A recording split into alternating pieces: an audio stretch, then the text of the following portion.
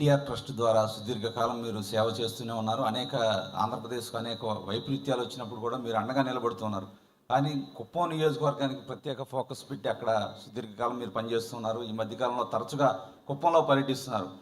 కొంతమంది అంటూ ఉన్నారు, కుప్పంలోంచి కూడా తర్వాత పోటీ చేయబోతున్నారు భువనేశ్వర్ గారు అనే కొంతమంది సోషల్ మీడియాలో కూడా వస్తూ ఉన్నాయి. ఆ ఆలోచన అయితే లేదండి. నేను మీకు చెప్పినట్టు నిజం గెలవాలనే ప్రోగ్రాం అప్పుడు కుప్పంకి వెళ్ళాను. అదే కాకుండా 4 సార్లు వాళ్ళ నాయకుడిని నమ్ముకుని ఆయన్ని ఎన్నుకున్నారు. అది గొప్పమైన విషయం.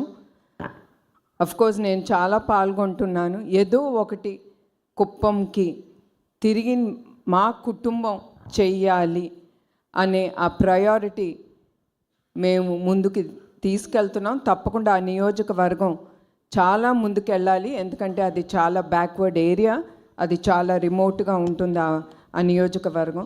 తప్పకుండా అది మా మనసులో పెట్టుకుని దానికి స్పెషల్ ఫోకస్ అనేది తప్పకుండా ఉంటుంది. ఎందుకంటే మీ అందరికీ తెలుసు అది సీఎం గారి నియోజకవర్గం.